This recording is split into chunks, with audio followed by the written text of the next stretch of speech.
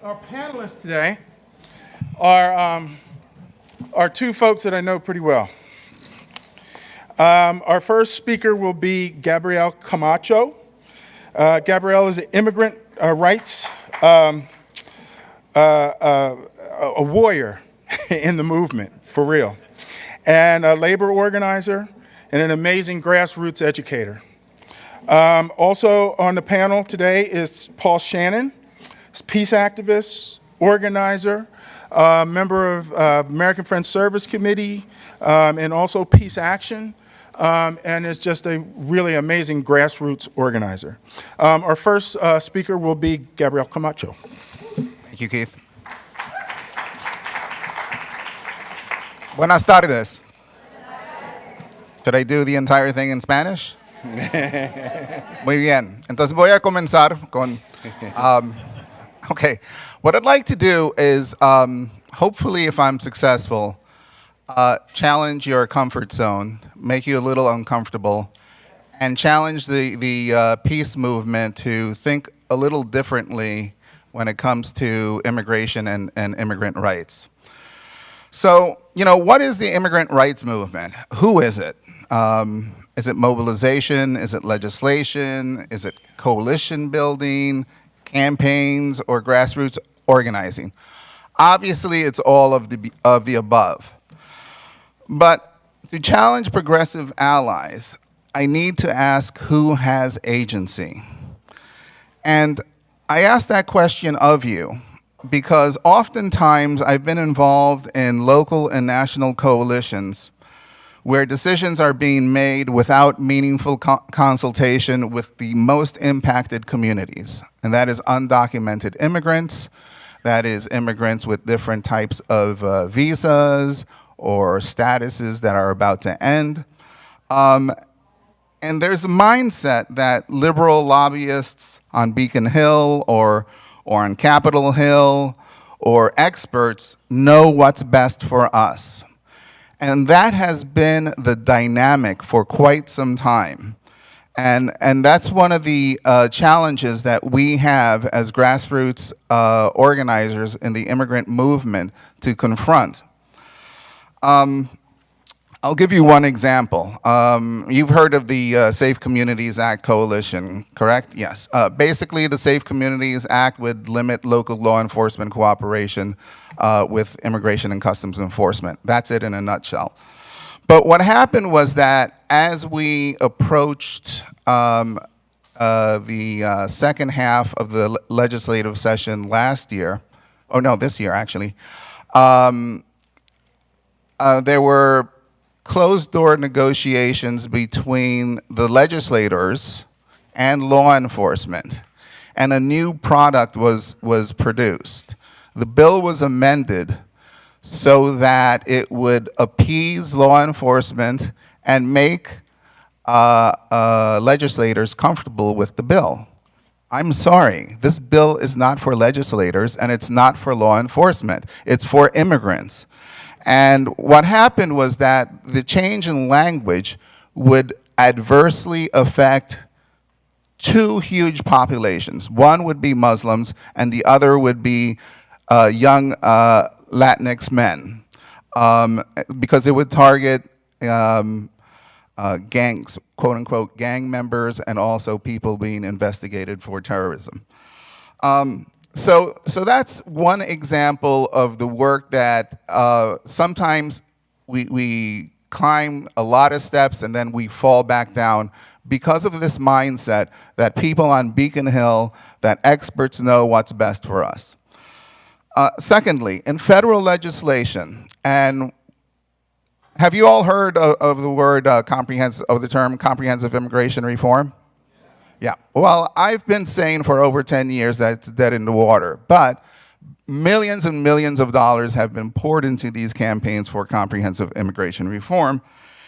And again, these campaigns are led by well-funded, politically connected advocacy organizations in the Beltway in Washington, D.C. And the architecture of comprehensive immigration reform is the following. One, it has border militarization, Jesus. Two, mandatory e-verify 3, an arduous and long path towards legalization, and 4, more guest worker programs. And let me just concentrate on one, which is border militarization. The last bill in 2013 that came out of the Senate, I think it was, well, never mind, we don't have to go the name of the bill, but the one that was approved by the Senate contained $47 billion in border and interior enforcement. It was a Christmas gift for DynCorp, for Halliburton, for McDonnell Douglas. All these security and military security corporations would have benefited greatly from comprehensive immigration reform. And the path to citizenship or the path to legalization would have taken 10 years, in which if you fell under a certain income per year, you would be deported. If you committed 3 misdemeanors within 10 years, you would be deported. If you committed 1 felony within 10 years, you would be deported. 3 misdemeanors and 1 felony, that's like a weekend for me, all right? So when somebody tells you to support comprehensive immigration reform, really, we have to look at it with a critical eye. I mean, don't suspend your critical faculties just because it's packaged into something called comprehensive immigration reform. The other thing is that we have to challenge the vested economic interests behind the immigration industrial political complex. And that is not just private prisons, because in Massachusetts we don't have any private prisons. But we do have corporations like Hewlett-Packard. Hewlett-Packard actually does the software so that the program secure communities can actually operate. And oddly enough, not oddly enough, Hewlett-Packard also does the software for the IDs in the West Bank that go through checkpoints. And speaking of, another corporation that benefits from border militarization is Elbit Systems. And you just heard there's a boycott and protest in New Hampshire. Elbit Systems is the company that has been awarded a multi-million-dollar contract to erect the towers along the wall of the US-Mexico border, as well as build the high-tech sensors that go along the US-Mexico border. And that is the same company that has built the wall well within, the apartheid wall well within the West Bank. I have other things to, could you just go to I'm doing it. I'm doing it. 3. Just real quickly. Blah, blah, blah. Let's go. No, I'm trying. This one? Yeah, well, that's the Trump agenda. We don't have any time to go through it. So, Keith, if you could keep on going through the PowerPoint until the last. Go, keep on. Oh, wait, go back. Okay. Go back one. Oops, wait a minute. Another one, go back. I'm trying, hold on. Go back. This one. Okay, that one. Okay, where have we seen this before? This is the Tornillo temporary tent center that holds children between ages of 13 and 17 right now. It's currently housing a little over 1,500 people, I believe, 1,500 children. But it has been built up to hold 3,800 children. But you don't do that if you call something temporary. Keep on going. So we've seen this before with the Japanese internment. We've seen this before, next slide, with the Operation Wetback. We've seen this before, and we've seen this most recently a little over, no, just 10 years ago. 11 years ago in New Bedford. And go ahead, and this is the last slide, I promise. So the issue here is not Trump, because Obama has deported more people than any other president in the United States.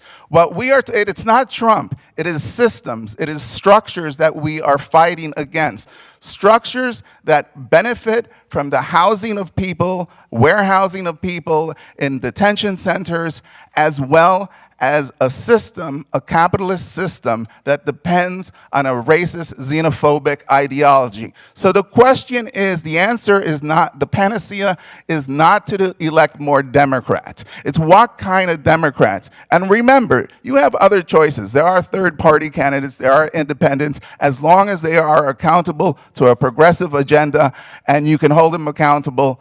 The Democrats are not necessarily the entire answer. So the question is, capitalism is up. It is destroying us and it is destroying the planet. So the challenge to you, the peace movement, and I will use the words imperialism and capitalism, the challenge to you is what type of socialist world you want to live in. Thank you.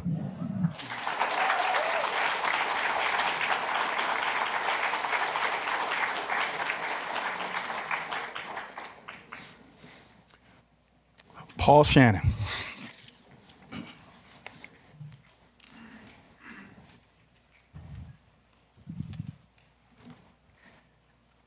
Hello, friends.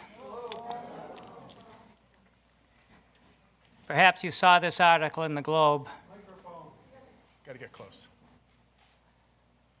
Yemeni continue to starve as famine conditions worsening. It reads in part, "We are being crushed," said Dr. Makia Mahdi at the health clinic in Aslam, an impoverished northwestern town that has been swamped with refugees fleeing the fighting in Hodeida. Looking around her, Dr. Mahdi could not fathom the Western obsession with the Saudi killing of Jamal Khashoggi in Turkey. She says, "We're surprised the Khashoggi case is getting so much attention while millions of Yemeni children are suffering. Nobody gives a damn about them." You've all heard what a human catastrophe Yemen is, with thousands dead and millions on the verge of famine. We collaborate with Saudi Arabia in that war. Raytheon sells massive quantities of bombs and weapons used by the Saudis at this very moment to continue this onslaught. That's just one war, Yemen. But we are surrounded today by wars and rumors of war. We have just set up a military base in Syria. The everlasting war in Afghanistan continues day in, day out. Our troops are back in Iraq. Our president withdraws from the Iran nuclear deal, even though Iran lived up to all its requirements. Instead, he imposes deadly sanctions on Iran that will kill as many as they did in Iraq when President Clinton imposed them on the children of Iraq, leading to the death of 500,000 children, according to the UN people in charge of the humanitarian effort there. And, of course, he builds dangerous alliances, strengthens alliances, I should say, with Saudi Arabia and Israel, specifically to confront Iran. A massive new war is not out of the question, one that will make the Iraq war look small. Our president has announced he will withdraw from the INF nuclear treaty with Russia, the very treaty that ended the Cold War in the late 1980s. Meanwhile, Washington continues Obama's trillion-dollar modernization of our nuclear arsenal. Why does he continue it? What good does it do to have nuclear weapons if you can't use them? The Pentagon's new nuclear posture review makes using nuclear weapons thinkable. NATO conducts military exercises near the Russian border after Russia has conducted its own massive military maneuvers. And the demonization of Russia by liberals and the Democrats rolls on. very dangerous stuff. The fact is, we are closer to terminal nuclear war today than at any time in the last 30 years. That reality is in no one's mind. Meanwhile, massive increases in the Pentagon budget that Phyllis spoke about are voted by both Republicans and Democrats, giving us a war budget greater than the military budgets of the next 8 largest countries combined, 9 times larger than the entire Russian military budget. And at the same time, we see the growing glorification of the military as the only institution in the country that Americans feel proud of. Just go to any Red Sox or Patriots game. Non-stop pro-military stuff. Upsetting? To me, and to many of you, yes. But what effect does this all have on us fighting racism, on creating affordable housing, on funding our public schools, on health care, on immigrant rights, on democracy in America, on efforts to prevent climate catastrophe? Everything. It's not just that the war budget gobbles up the very resources we need for all the good things we're fighting for, or that the Pentagon is the biggest single source of fossil fuel emissions on Earth, and that the carbon emissions created in war and preparations for war cancel out many of the gains we've made over the last 15 years in dealing with climate change. Wiped out by these wars and preparation for wars. And it's not just that our vast military-industrial congressional complex has to a great extent displaced democratic rule, spitting out both legions of suicidal soldiers on one side of its mouth and millions of dollars to buy Congress on the other, seating its representatives throughout the U.S. power structure and recycling our generals into highly paid consultants and lobbyists for war companies. Let's be clear about who runs the show here. Congress is just a sideshow, as important as it can be for our purposes. For the fundamental issue for us is this: is it possible to achieve our goal of a just society when we are forced to feed a military colossus whose very purpose it is to prevent that goal?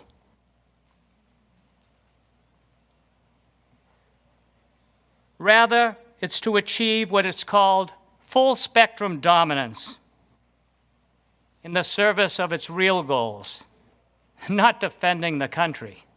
If that happens, it's accidental. The historical record makes it absolutely clear that the ultimate purpose of these wars is not to protect the country, but rather to secure an empire that is based on the vast social inequality that lies at the very root of the serious social problems our movement is seeking to address. That's what it's protecting. Years before the 9/11 attacks on the World Trade Center, and long before the war against terrorism, long before Russia invaded Crimea or China threw its weight around in the South China Sea, and North Korea had nuclear weapons, long before that, and a dozen years before ISIS existed and Assad bombed Aleppo, the officer in charge of thinking about future warfare at the Pentagon best expressed U.S. military goals in a key military publication that reflected the sentiment of many in the military. Quote, "The de facto role of the U.S. Armed Forces will be to keep the world safe for our economy and open to our cultural assault. To those ends, we will do a fair amount of killing." That was 1997. How many deaths since then? The peace movement is building itself up again to counter these dangers and offer alternatives. Cutting off foreign weapons sales, supporting a new UN treaty to abolish nuclear weapons, undermining the deadly US-Saudi alliance, which is going to really be something, taking away the president's power to launch nuclear war unilaterally, halting increases in the Pentagon budget, and moving the money to real needs of people. These are some of the things that the Veterans for Peace, that Mass Peace Action, that the new Campaign for Peace, Disarmament, and Common Security, and the old AFSC are fighting for, along with WILF and all these other wonderful groups. It is not enough. And we cannot do it, as everyone has said here, as a single movement. But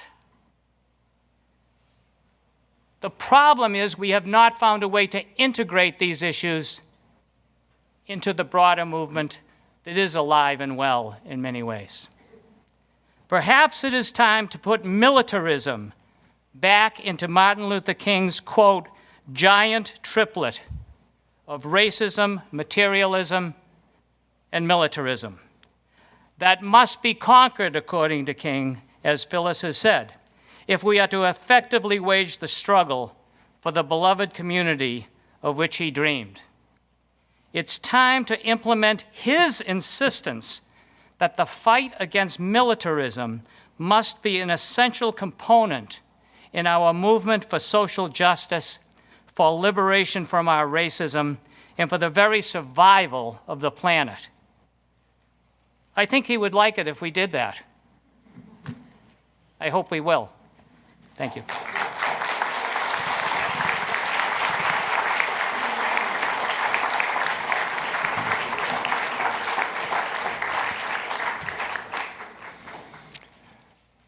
I want to introduce our final panelists. Welcome, Jessica. Jessica Tang, she's the president of the Boston Teachers Union and represents about 10,000 active and retired educators. So welcome, Jessica. Good afternoon, everyone. No, let's do this switch or turn. Is it working now? Okay, great. All right, good afternoon, everyone. So I wanted to just begin by sharing a broad overview of what's happening in public education and labor movement, and then narrow in on specifically what's happening in Massachusetts, and then even more locally in Boston, because oftentimes the local case studies are representative of the larger fight that we're fighting actually across the nation around these issues as well. And so I wanted to begin by kind of like laying the foundation of, why public education is under attack. And how many of you have heard of, teacher union stereotypes? Right? I think everyone's probably heard, they are protecting bad teachers, or, they're not innovative, or they're holding us back, or, they're the reason why our public schools are failing. Those pervasive stereotypes and messages are not a coincidence. They're very much a part of a right-wing strategy to undermine teachers' unions and teachers in public education. And it's also not a coincidence that right now around the nation that public education funding is at a critical point, and that includes wealthy states like Massachusetts, but also, of course, our states you've seen in Virginia and Mississippi, Alabama, et cetera. That also is very much a part of the strategy, because this has been happening for decades now, and it's a plan that has been well thought out by the right-wing groups about how to undermine public education and privatize public education. And so what you have to realize is that, if you think about it, public education is $1 billion industry, and it is the last standing public industry that has not yet been privatized.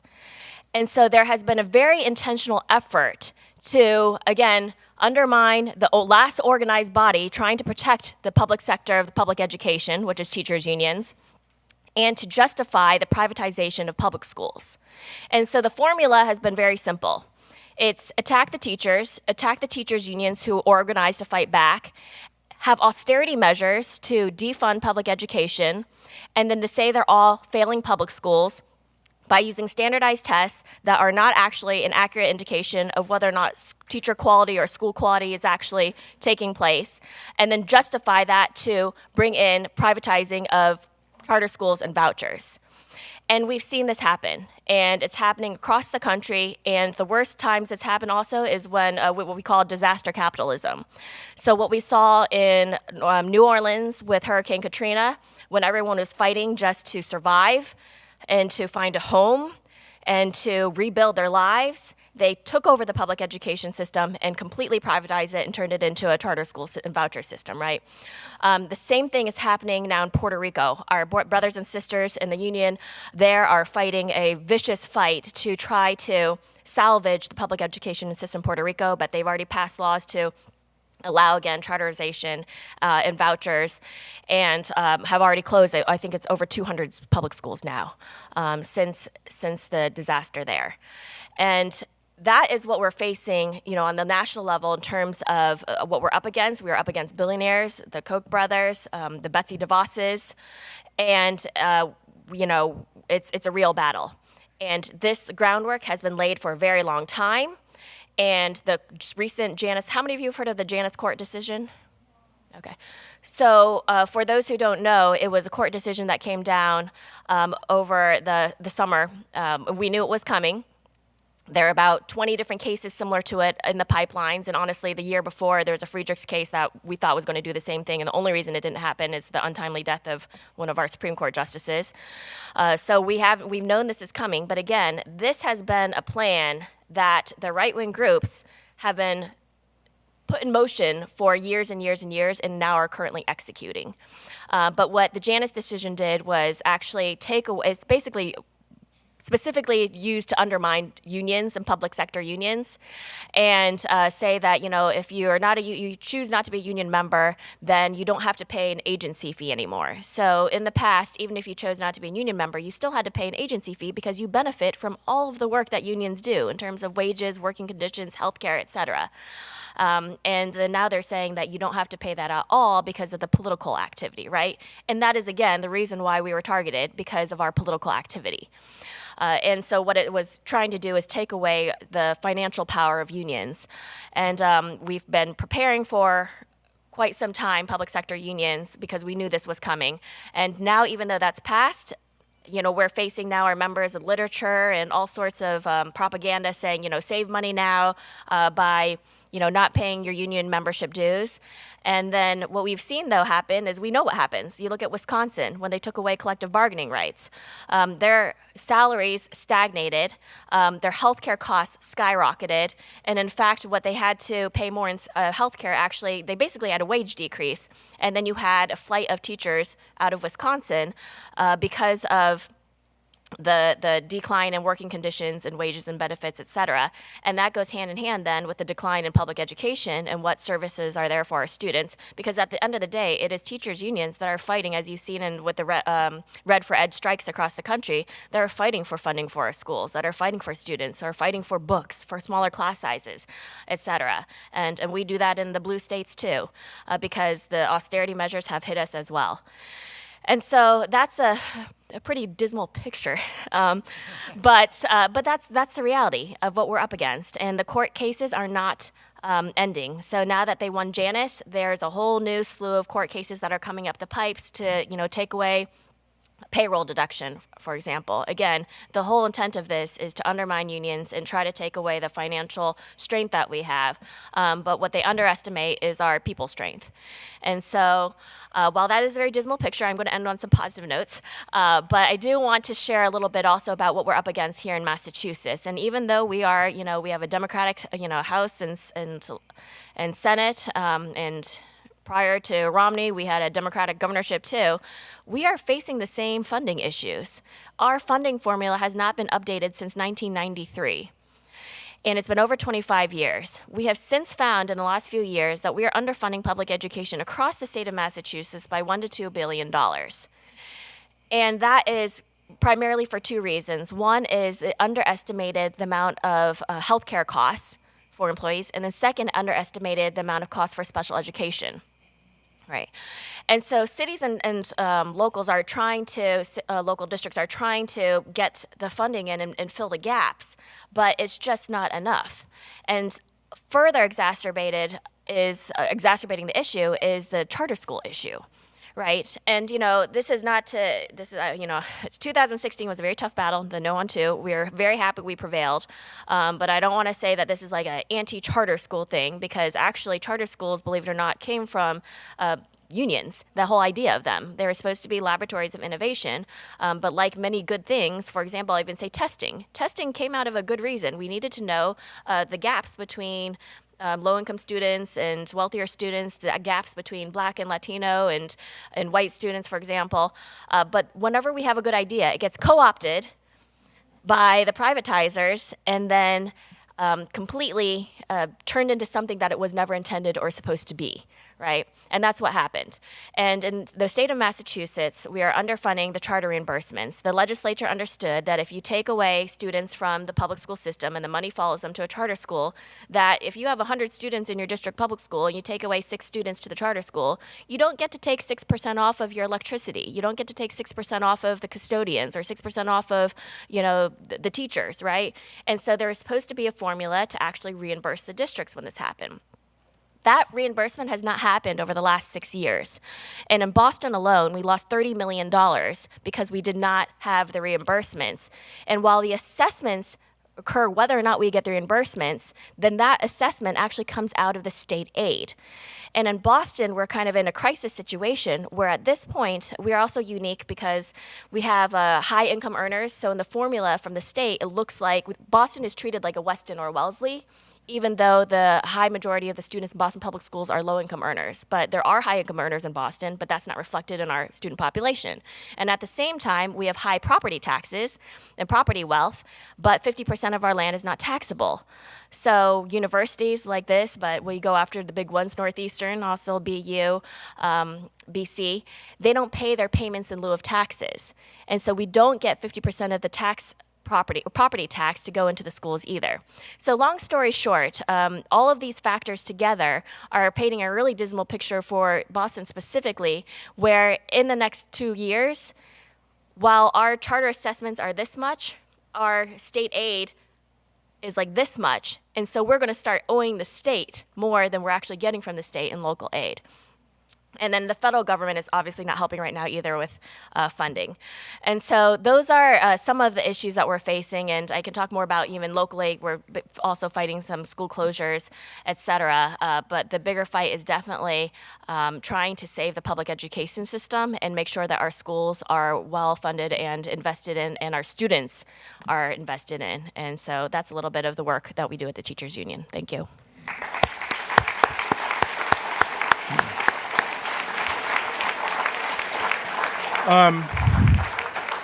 Thank you, Jessica. I'm getting text messages now for announcements. Just want to say. We have a missing phone. It's a red case, Motorola G5F.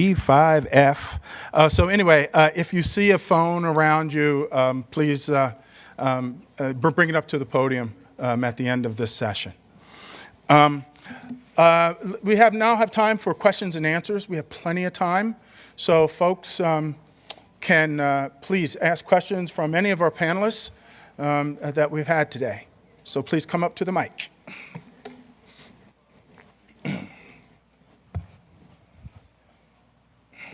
Yes, go ahead. Hi, my question's for Jessica. I want to say I'm a former AFT organizer, and I love unions, okay? I would not ask this question anywhere else but where I think the rest of us are also pro-union, but I'm asking with love as somebody who's dealt with a lot of the unions, what are the teachers doing to forge an alliance with families?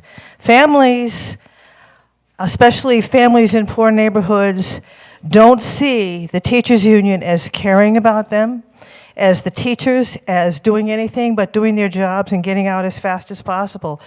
So I want to know, how is the teachers union going to change to make more of an alliance with families? Yeah, I think that's a very valid question. So just a little bit of labor history too. For a long time, I think labor unions, we have to be self-reflective. We got comfortable in a business model, right, which is transactional. It's like you pay your dues, and if you have a problem, you call the office and they help you, right? We're transforming though. So I myself actually ran on a platform where we have to do community engagement and organizing as well. And so I was the first organizing director at the Boston Teachers Union and very much followed the model of the Chicago Teachers Union, what they've been able to do to build family engagement. And so we're trying to transform our unions. I think there's a broad labor left that is intentional about moving from a business transactional model to organizing transformational model and realizing that the power has got to be in organizing with our students and families and in our communities and building that trust and relationship.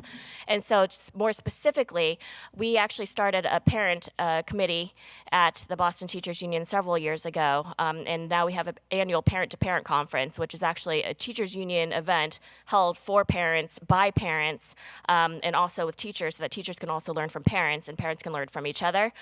We also started with the Boston Student Advisory Council and a number of public education organizations and activist groups here, the Boston Education Justice Alliance, and that is very intentionally about bringing together labor, family, parents, students, and allies on a fight in a organized agenda around public education, which then actually grew into the Mass Education Justice Alliance, which is the statewide body, again, intentional parent, student, teacher, labor, faith, community groups to work on public education issues as well. And that was actually what housed the Save Our Public Schools No on 2 campaign. But we are not stopping there. We're continuing to build. And right now we're actually going to have a town hall assembly on December 15th.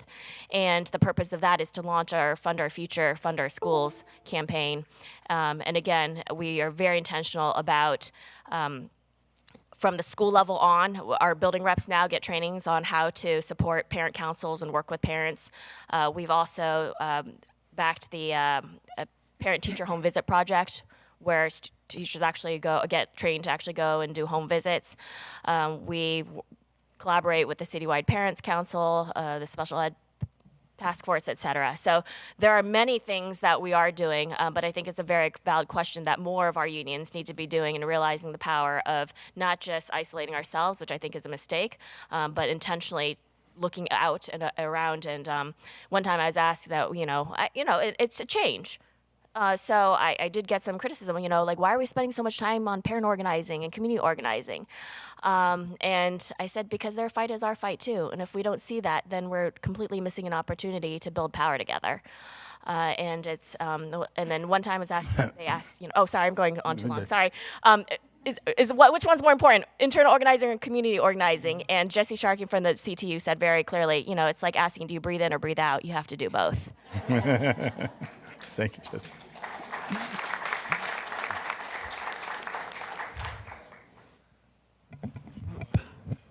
Hi, this one's for Paul. So I have an observation, and I'd like Paul's comment on it. I cut my peace movement teeth on the Vietnam War and the solidarity movement of the 80s. And these wars fit very neatly into 150 years of imperialist policy to secure resources and exert economic hegemony over the world.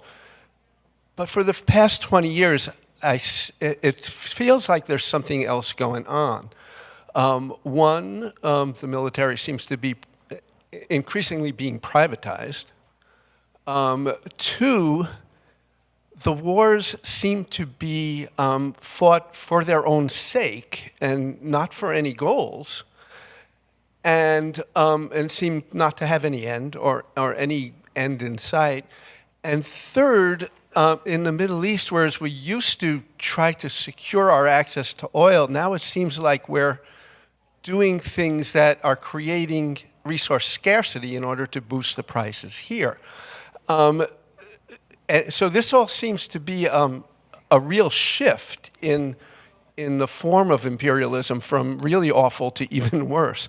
And I wonder what you think of that. Well, certainly the world is a lot more complicated than it was during the Vietnam War days. For one thing, we don't have the type of liberation movements that we could feel some type of sympathy with in terms of trying to gain independence, social justice for their countries, and all that. And I think that hurts us because it makes it, when we felt like we were fighting for something, that if we succeeded, something good would come out of it. It's hard to say that about something like Syria. And so these are real problems. But I think what you're getting at is the analysis of what our foreign policy really is all about. And I think the fact that there has been such upheaval in the world and the U.S.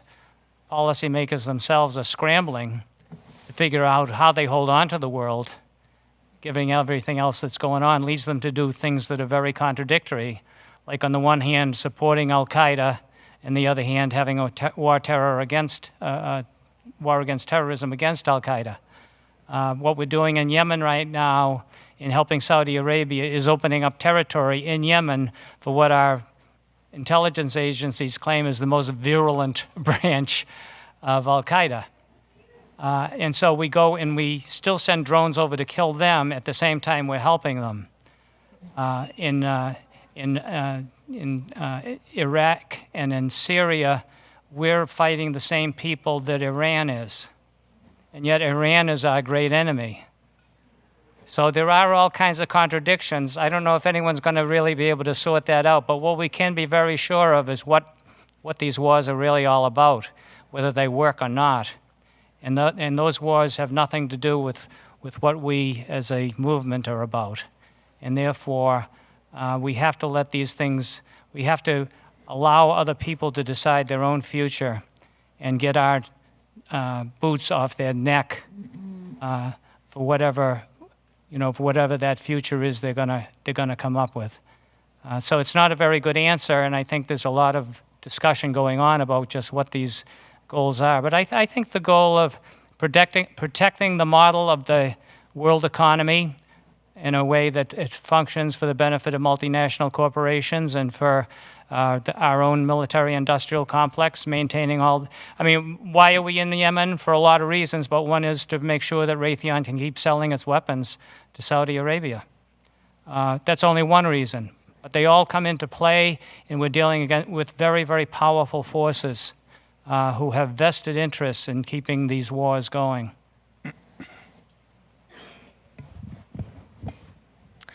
So on the heels of that,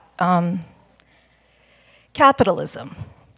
I said the dirty word again, and the reason I'm bringing it up specifically is because in our conversations and our presentations, we either refer to it or it's sort of lurking, the big elephant in the room. And the thing is that I think most folks in our movements would agree that it's bad. And it's certainly the fuel, the foundation, the infrastructure for what's going on. You can't make money out of public schools, or at least private individuals can't, or corporations. And how wonderful when you, in turn, the undocumented, you put them in camps. That's great because then, that's control of workers. I mean, it's great for corporations. That's what they want. That's what they thrive upon.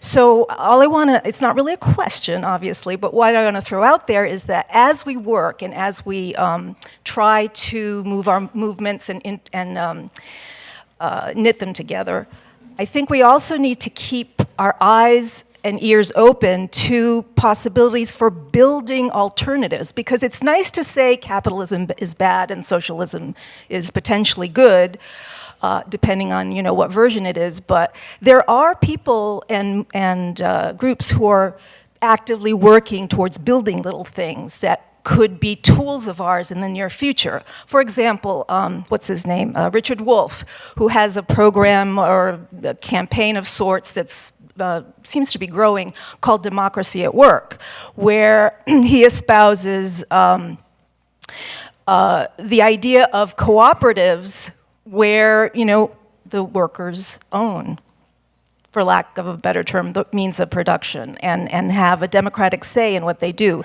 So to keep our eyes on those kinds of models in terms of also participatory economics, which people are trying out in different forms around the world.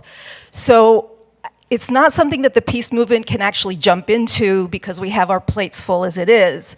But I think it's something to look out for, and when the seedlings start to sprout, to take advantage of them. That's all.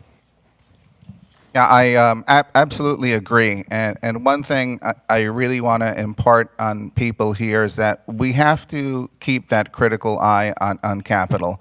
We have lost that criticism of capitalism that was once, prevalent. I guess you guys all remember back in the 60s, 70s, and 80s.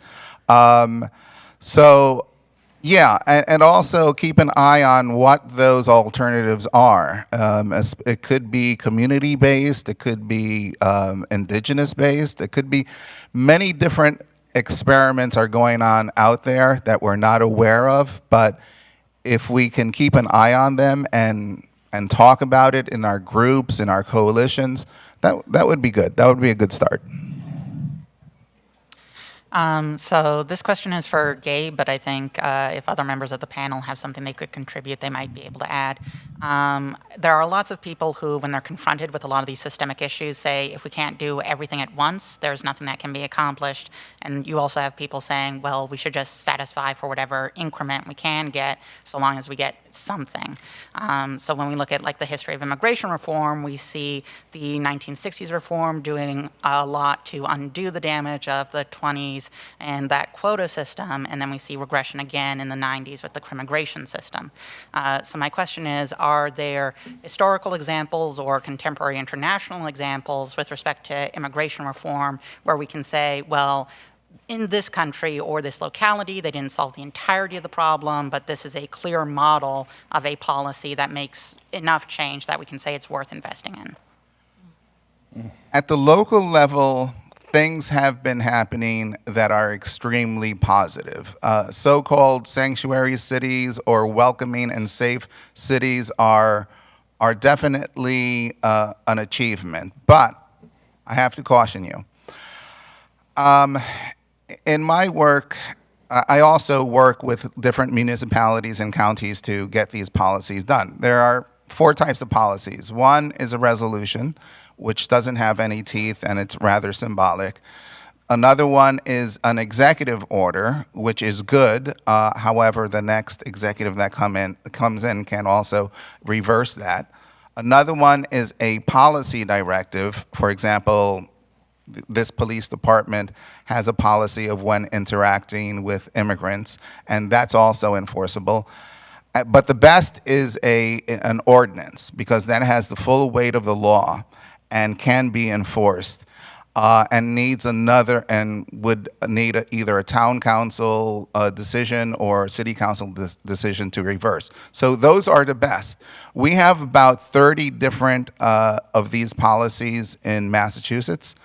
The vast majority of them really suck because they don't have any teeth and they're more symbolic. And unfortunately, many of these policies were campaigns that began with well-meaning, white allies, and didn't have any meaningful consultation with the most impacted people. At the federal level, I don't see, anything good out there in the horizon. And yes, you're right, the policy in the 1990s was really punitive and retrograde. And you're talking about the Illegal Immigrant Reform and Immigrant Responsibility Act of 1996, which was signed into law by none other the liberal Bill Clinton. And this law made mandatory detention and deportation possible. It took away discretion from judges. And it's also gave the political and legal infrastructure for today's massive deportation and detention policies. Not familiar. Great. Thank you all so much. This has been such an informative panel. And one of the threads that I see running through it is this conversation around privatization and the role of corporations in worsening every aspect of our lives, whether you're looking at immigration detention centers, military-industrial complex, charter schools, or corporations that are involved somehow in the educational system and profiting from it. So I just would love for you all to speak a little bit more towards, and obviously it's an issue that's much broader than this panel, right? Privatization of water, privatization of healthcare, et cetera. So I just wanted to give you all another opportunity to just speak about where you think there are strategic levers of change, if there are specific institutions that across issues could be targeted to challenge that broader trend, that could help us to challenge the broader corporate capture of governance, and or to challenge that narrative and build power across issues. Okay, all right. I think it's, someone mentioned this earlier, right? Is that there are so many fights right now. And I honestly think that's strategic too. It's like the, divide and conquer. We're all fighting our own fights and not realizing we're actually all fighting the same corporate agenda, really. And so we can't all be everywhere all the time on every issue. But we can all be, I think, and in places like this, it's great to hear about the intersectionality of our work. And even if we can't be on the forefront of every single issue at the same time, is to come together and support each other when we can. And we do, at the labor union, we sign on to climate justice work now, and we were like, what does that have to do with families, or affordable housing? Well, it has a lot to do with our families and the instability that our families are facing, or why are we interested in divestment in fossil fuels, right? And so to the extent that we can have that intersectionality, I do think we are stronger together and not let ourselves be divided in our fights alone. But that's very broad. I'm trying to think of more specific examples. Yeah, well, certainly privatization is such a major development going on right now. And in fact, the way it connects up with war is that privatizing the world is the agenda of U.S. foreign policy. If you just take the example, if you read the blueprint that we created for Iraq after we were going to win that war, we didn't. The idea was to privatize the economy, a total economy of Iraq, except oil. You would still keep that nationalized just to be able to pay the American companies and European companies that were going to come in and run Iraq. That was the plan, many millions of dollars spent to create that plan by an American company. So privatization, since it's so important in so many different areas right now, it gives us a commonality in promoting, preserving, and expanding the public sphere. To not farm out everything we do to private companies, from garbage collection to the way we wage war, to the way we educate children. This is a common thread that we have not really developed as much as we can in terms of public banks, expansion of higher education in the public sphere. There's so many different areas where we could find areas where we could work together. And it certainly is part of the global agenda of our foreign policy, unfortunately, right now, is to privatize everything in other countries so that companies that are looking for places for their investment, got a question about markets earlier. The need that capital has today is for new profitable markets for all the money that it has, from all these tax breaks it gets to these obscene profits that it's make. They need places to send that money to make more money. And so they weed their way into things that had been public before. squeeze the more money out of those things by return on investment and all that. This is a trend that we can definitely come together on if we would think it through together a little bit more. Okay, wait, I'm sorry. Just quickly, I mentioned before, Hewlett Packard has a contract with Department of Homeland Security to provide ICE, Immigration and Customs Enforcement, with the software to implement secure communities. Hewlett Packard also does the software for the checkpoints in which IDs are used in the West Bank. That is an intersectional point that highlights privatization. The other thing is that the prison industrial complex, which began in the 1980s and 90s, really took off at that time because of the tough on crime laws. And now, with ICE having contracts with these private prisons, those profits are going up. So, and also their stocks are going up, and et cetera. So this type of repression is very, very profitable, and it's private. I'm going to take two, we're coming to the end, so we'll take two questions together, and then panels can answer. Okay, well, I'm asking two, so you can answer them quickly. These are both to Gabrielle.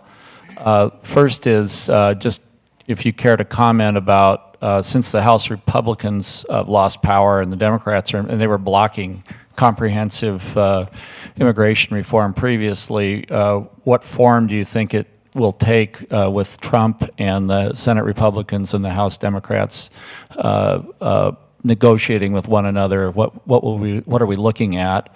Secondly, this last election in the state of Oregon, they voted on the state sanctuary law that was put into place in the 80s, and a right-wing group tried to repeal it, and it failed 2-1. And could we consider maybe doing something like that in Massachusetts as well?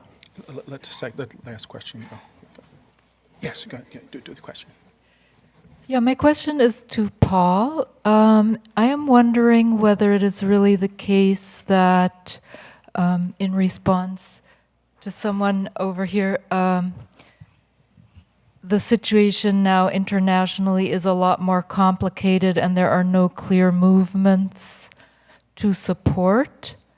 And the reason I'm asking that is because in trying to understand what is going on here, and I have learned tremendous amounts from Gabriel actually, but another person I've learned a lot from is named David Bacon.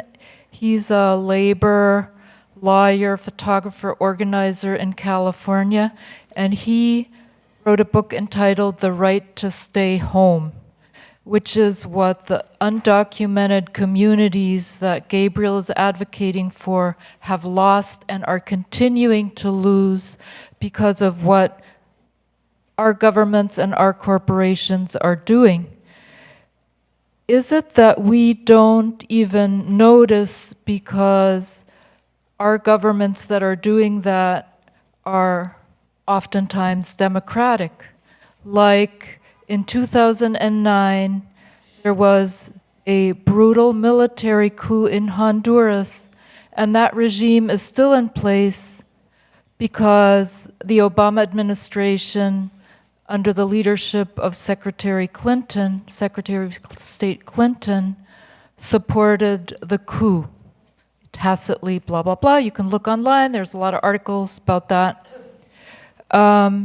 which then led to the events that journalists who opposed it are being killed, indigenous environmental activists, movement leaders like Berta Cáceres was assassinated by government whose follow-up government is still in place.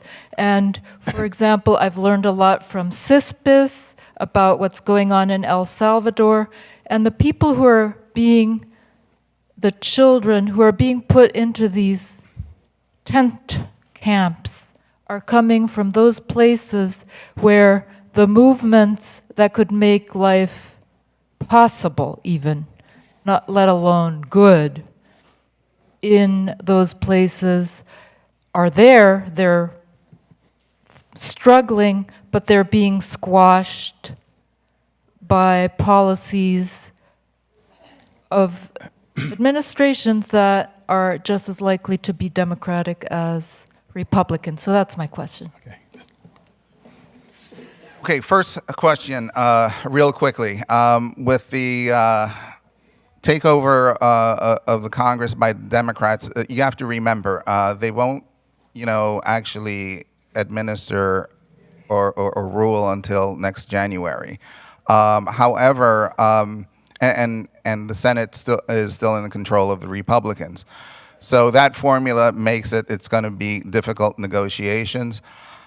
In terms of the executive branch, I do see a weakened presidency with all the scandals and investigations going on and all the resignations, and there's going to be much more resignations happening. I do see a weakened presidency, but a much more dangerous presidency. Like a weakened or injured animal, it will lash back. So there is going to be movement on DACA and TPS, and we're going to talk about that more in my workshop.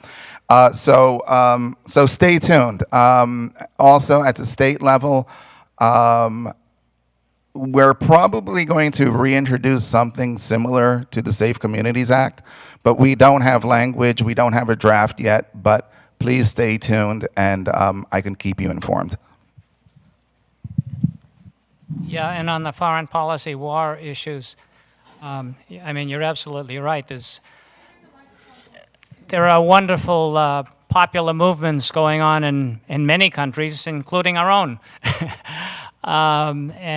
These popular movements are under tremendous amounts of pressure.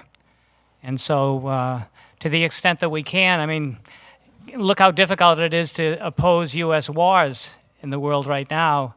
But to the extent that we can, as CISPES tries to do, is to support those popular movements, because they're taking it on the chin right now as these governments that we're supporting are going after them.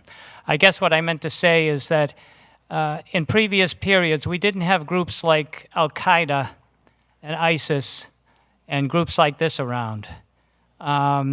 These groups emerged because of the destruction that we and other imperial powers did to those popular movements. The movements in Central America in the 1980s were such hopeful movements. They couldn't have been any more different from Al-Qaeda. The same with the Vietnamese, the same in Angola, the same in Mozambique, the same in all these places. These were movements that were not based on our tribe has to destroy everybody else. They were welcoming movements.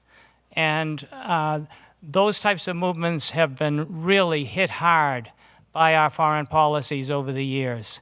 And you still see the popular movements develop, but you don't have that feeling, wow, if Honduras right now could really have this type of government, it would be totally different. Now, in fact, Honduras did have that type of government before Hillary helped overthrow it, by recognizing the coup government. When you whack away at popular movements, people will grab onto things in their history to give them some sense of dignity. And I think this is the best way to understand what's going on a lot in the Middle East. You humiliate people long enough, they will use whatever they can to come after you. Those developments would never have occurred if we had followed different foreign policies. That is the truth. We are reaping the whirlwind of what we set in motion. The same in Cambodia with the Khmer Rouge. Those groups never come to power unless you eliminate every other possibility for people to find a sense of dignity. And we have to stop doing that, and we have to really approach the world in a completely different way. We're very far away from that, of course. For right now, let's try to stop the war in Yemen. Let's try to prevent war in Iran. Let's try to cut the military budget. Let's come to terms with the real danger of nuclear war right now. Yes, we have to negotiate with countries and groups that we don't feel all that comfortable with. That threat of nuclear war is very real. internationalism is going to be the only solution to the crisis of climate. We have to deal with the world as it is as we work to change it, to prevent these really questions of survival right now for the human race, as well as the type of day-to-day reflections of those things on the ground. Thank you, Paul. That was a good class. Thank the welcome. Give the panel some real love here. Thank you. Thank you, Gabe. Thank you, Paul. Thank you, Jessica.